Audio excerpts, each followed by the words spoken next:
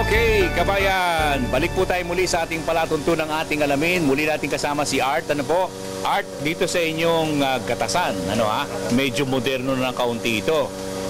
Mga ilang inahin ang ginagatasan ninyo at ilang litro ng gatas ang nakukuha nyo sa loob ng isang araw na paggagatas?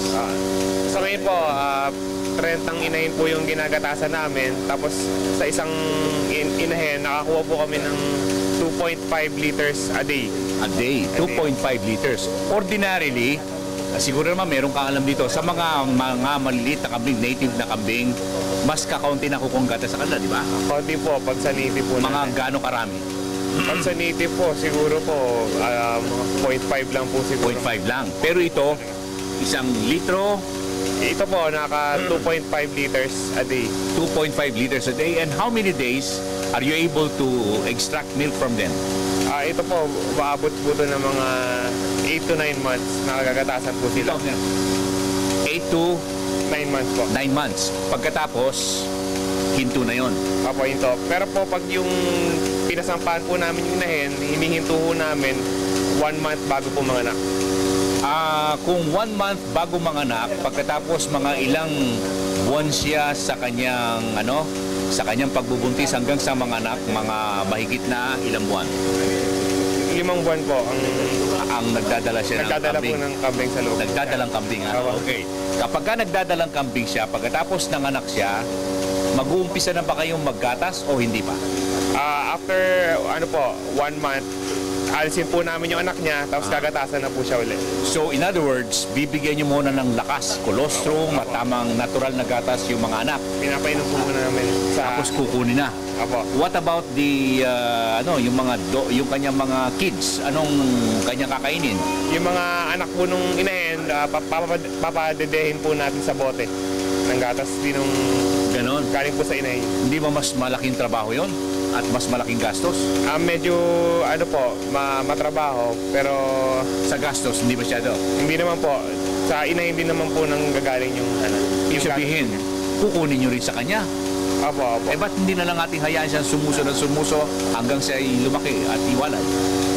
Pag pag yung kasama yung anak, medyo na hindi po ganun karami yung makukuha namin gatas. Ganon. Apo, pag kasama yung anak niya. At dun sa kanyang ano yung nilalagay ng mama? Yun po, iodine. Pagkatapos Iodine. po magkatasan, nilalagyan po na iodine yung teats. Para saan yun? Para pang disinfect po nung po niya. Disinfectant.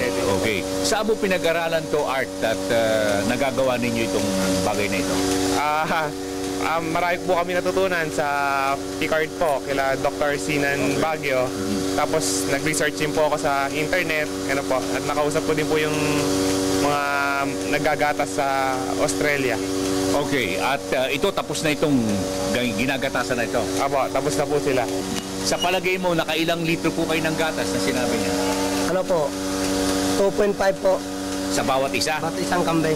Pero sabi niyo, naka 2.5 kayo sa isa. Paano niyo nabilang yun? Meron ba kayong... Titimbangin po yan. Galing mo. Tinitimbang na Opo, may titimbangin po namin Ano yan. titimbangin niyo? Yung kasama po yung aming drum po na Container. Tapos? Tapos, yan po ang timbang ko dyan nung wala pang ulaman. Container? 5.8. 5.8 kilos. Oo. Tapos? Titimbangin na po yun pag may laman Yun ang timbang. Tapos babawasan na po yung Sa kasanayan ninyo na makuha ng gatas, alam na ninyo ang nakukuha ninyo? alam na po. Ang nakukuha po namin sa gatas, kaya po sinasabi ko sa inyo, 30 heads na kambing po, kami po nag-introduce na gatas ay mga 75 kilos po. Bababa ng... Hindi na bababa doon. Opo. Okay. Sanay na sanay kayong maggatas, ha? Medyo po. Art, dito sa... saan ngayon dadali ito? Ito po, pagkatapos gatasan, yung mga gatas dadalhin po sa chiller. Sa chiller na. Palalamigin po namin.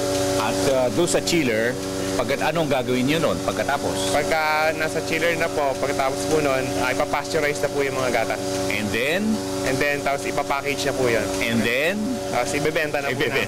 Yun, pinakahuli sa aspeto, kabayan. Okay, kabayan ko, paggagatas po ng mga bower goats, mga saanin pala.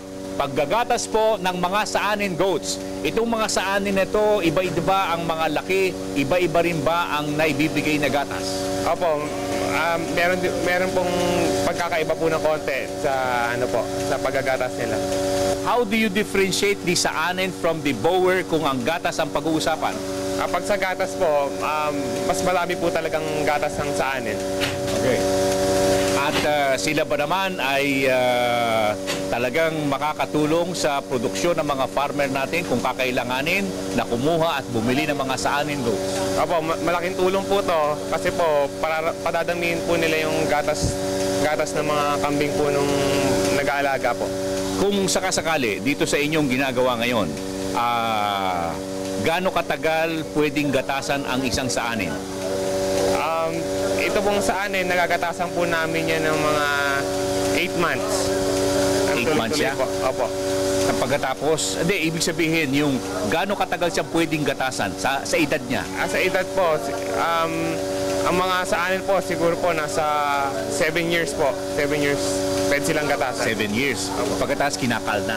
Tapos kinakal na po sila. Okay, gabayan ko, si Art Almeda. Muli po nating nakasama tungkol naman sa pag-aalaga po ng saanin, mga kaibigan, at pagkuha ng gata sa mga nasabing uri ng kambing. Mamili po kayo, kabayan, sa mga naipakita po natin sa ating programa, saanin o bower o Anglo-Nubian o marami pang iba. Pero dito po sa kanilang farm, saanin at saka bower. Anong preference mo? Bower at saanin po. Pareho ha. Walang pagkatalo mga kaibigan. Okay. Sa ngalan po ng ating kasamang si Art, ito po naman ang inyong lingkod ka Jerry Geronimo nagsasabing ang larangan ng pananakahan, pangisdaan, mga palatuntunang pangkabuhayan, pati na po ang pag-aalaga ng kambing na saanin at pagkuha po ng gatas sa mga ito ay ating pong pinangangalaga sa ating palatuntunang ating alamin. Hanggang sa muli, kabayan. Mabuhay po kayong lahat.